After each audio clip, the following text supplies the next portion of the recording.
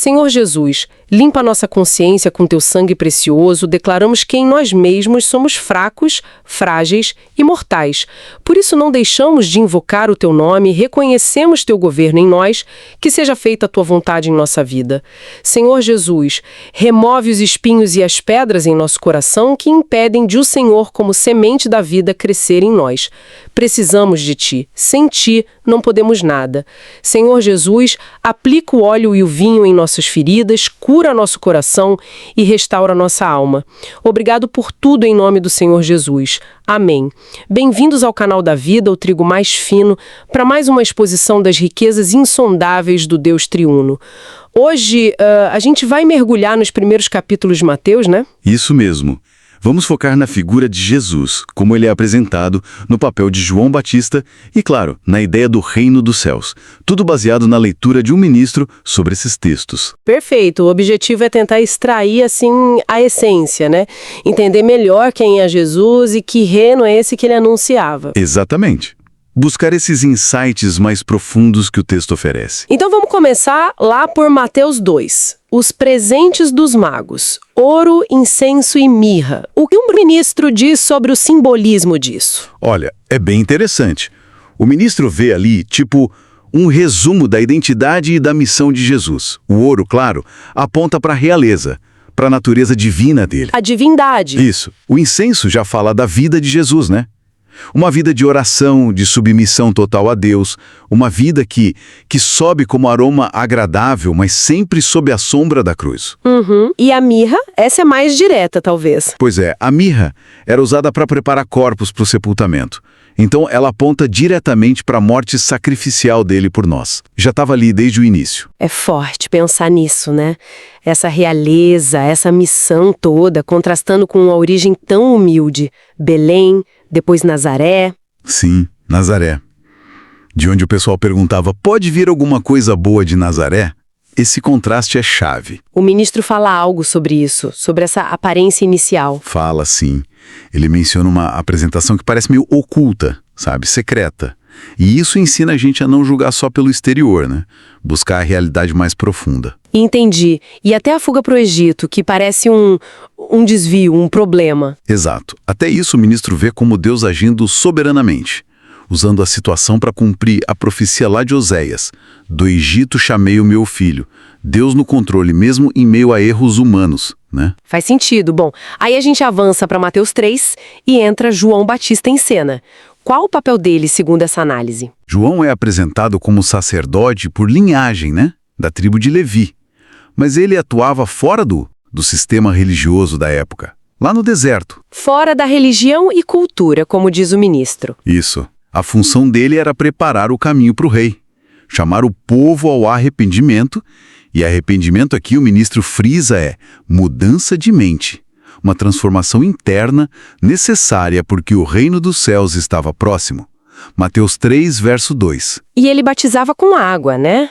Mas o ministro fala de outros batismos também. Fala. Ele distingue 3. O batismo com água, feito por João, que era um símbolo público desse arrependimento. Depois, o batismo com o Espírito Santo, que é Jesus quem dá aos crentes, para a vida eterna. E o terceiro? E o batismo com fogo, que também é Jesus quem administra, mas aí já é para o julgamento final, para aqueles que não creram. Entendi a distinção. Bom, depois de João preparar o terreno, o próprio Jesus vem para ser batizado. Ele vem da Galileia para o Jordão. Tem algum significado especial nesse trajeto? Tem sim. O ministro interpreta esse caminho, da Galileia, que era desprezada, até o Jordão, como um símbolo.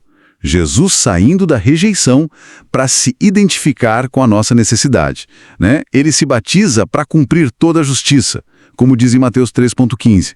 Ou seja, para se alinhar perfeitamente ao plano de Deus. E logo depois do batismo, vem o deserto, as tentações. Um teste, né? Um teste fundamental. As 3 tentações são clássicas. Transformar pedra em pão, se jogar do templo, receber os reinos do mundo. Necessidades físicas, exibição religiosa, poder mundano. Exatamente. E o ponto central que o ministro destaca é como Jesus venceu. Ele permaneceu na posição de homem, dependente de Deus, e usou a palavra, sempre respondendo, está escrito, Mateus 4, versos 4, 7 e 10. Ali ele foi qualificado, provado como rei fiel. Qualificado como rei, ele começa então a falar do reino.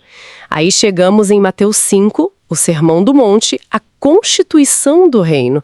O que as bem-aventuranças revelam sobre esse reino? Elas descrevem o caráter de quem pertence ao reino. Por exemplo, bem-aventurados os pobres em espírito, Mateus 5:3. O ministro explica que isso é reconhecer nossa total dependência de Deus para poder receber o reino. Não é sobre dinheiro, é sobre a atitude. E os mansos herdarão a terra? Isso, Mateus 5:5, não é ser fraco, é ser submisso à vontade de Deus. E quem é perseguido por causa da justiça, Mateus 5:10, essa perseguição confirma que a pessoa pertence mesmo ao reino dos céus. Faz sentido. E as imagens do sal da terra e luz do mundo, Mateus 5, 13 a 16. O ministro enfatiza que isso é uma função coletiva, do povo do reino junto, não só individual. O sal age contra a corrupção, preserva. A luz brilha junta, como uma cidade no monte, para as pessoas verem as boas obras e glorificarem a Deus. Entendi. É um testemunho corporativo. Exato. E, para fechar esse capítulo 5, tem a relação com a lei. Jesus diz que não veio abolir, mas cumprir. Mateus 5,17. Como entender isso? O ministro vê esse cumprir de várias formas. Jesus guardou a lei perfeitamente, ele satisfez as exigências da lei com sua vida e morte, e ele levou a lei à sua plenitude, ao seu significado mais profundo. Como assim mais profundo? A lei do reino é mais elevada. Não basta não matar, como na lei antiga. É preciso não se irar contra o irmão. Lá no coração, Mateus 5, 21 e 22. É um padrão muito mais alto. É a tal da justiça que excede a dos fariseus, né? Mateus 5, 20. Exatamente. E essa justiça não vem do nosso esforço. Ela vem da vida de Cristo em nós. É Ele quem produz isso. Muito bom. Então, recapitulando rapidinho, vimos a natureza de Jesus, divina e humilde, o papel de João Batista preparando o caminho, a qualificação de Jesus no deserto e as exigências e a natureza interna do reino descritas em Mateus 5. Isso, uma vida que flui de Cristo, nos tornando sal e luz, com uma justiça que vem dele. E fica a reflexão, né? Como essa ideia da justiça excedente e de sermos sal e luz juntos, como povo do reino, desafia a nossa fé hoje em dia. Como viver isso na prática? Exatamente. Se você gostou desta exposição da palavra e ela te edificou, inscreva-se no canal O Trigo Mais Fino e compartilhe com outras pessoas que poderão também desfrutar dessas riquezas de Cristo.